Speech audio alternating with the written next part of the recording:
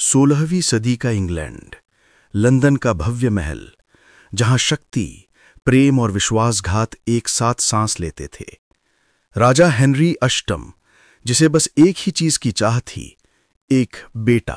Queen Catherine, जो वर्षों से राजा की पत्नी थी, उसे अब दरबार छोड़ना पड़ा क्योंकि वो राजा को वारिस नहीं दे सकी। ईश्वर तुम्हें सद्बुद्धि दे मेरे राजा। और फिर आई एन बोलेन, खूबसूरती में बेमिसाल और मन में महत्वाकांक्षा का तूफान। फिर भी दिल ने तुम्हें चुन लिया है।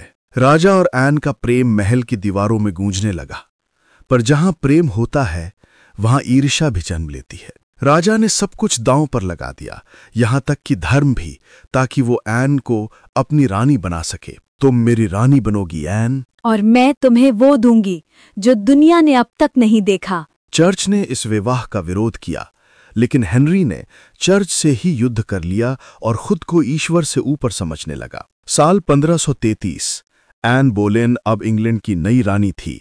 महल में खुशियां थी, लेकिन किस्मत के चेहरे पर मुस्कान नहीं थी। रानी एन गर्भवती थी। राजा की आंखों में पहली बार सच्ची खुशी झलकी। शायद अब वो सपना पूरा होगा, एक बेटा। लेकिन नियति ने फिर मजाक किया। रानी ने बेटी को जन्म दिया, राजकुमारी एलिजाबेथ को। फिर एक लड़की। हर रात एन सोचती कि क्या मैं भी कैथरीन की तरह छोड़ दी जाऊंगी। थॉमस क्रॉमवेल, राजा का सबसे चालाक सलाहकार, उसने राजा के मन में जहर घोलना शुरू कर दिया। योर मैजेस्टी, रानी वफादार नहीं है, क्या तुम यकीन से कहते हो? और एक रात सैनिक आए।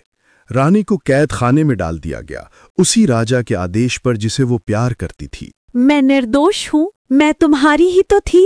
एन बोलेन अब एक रानी नहीं, बस एक औरत थी जो अपने टूटे सपनों के बीच भगवान से जवाब मांग रही थी। क्यों है ईश्वर, मैं किस पाप की सजा भुगत रही हूँ? 19 मई 1536, लंदन टावर का प्रांगण। सैकड़ों लोगों के सामने एक रानी को मृत्यु की सजा दी गई। उसने कहा, हे प्रभु, मेरे अपराधी को माफ कर देना। और फिर सिर झुका दिया। एक बार और इतिहास खामोश हो गया। रानी एन बोलेन का सिर जमीन पर गिरा।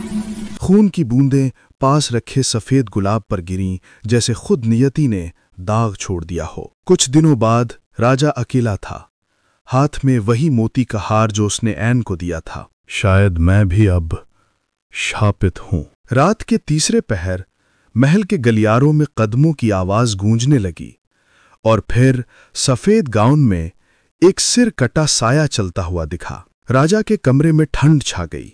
सपने में उसने देखा कि एन का सिर उसके सामने हवा में तैर रहा है। क्यों मारा मुझे मेरे राजा? नहीं, मुझसे दूर रहो। महल के नौकर कहने लगे कि हर रात रानी का सिर कटा भूत गलियारों में घूमता है। राजा धीरे धीरे पागल होने लगा। आईने में खुद को नहीं, एन को देखता था। सदियों बाद कहा जाता है कि एन की आत्मा ने खुद कहा कि अब मुझे शांति दो, और फिर उसका साया रोशनी में विलीन हो गया। आज भी लंदन टावर की रातों में कभी कभी कदमों की आवाज सुनाई देती है। कहते हैं वो एन बोलेन ही है जो अब भी अपना सिर तलाश रही है।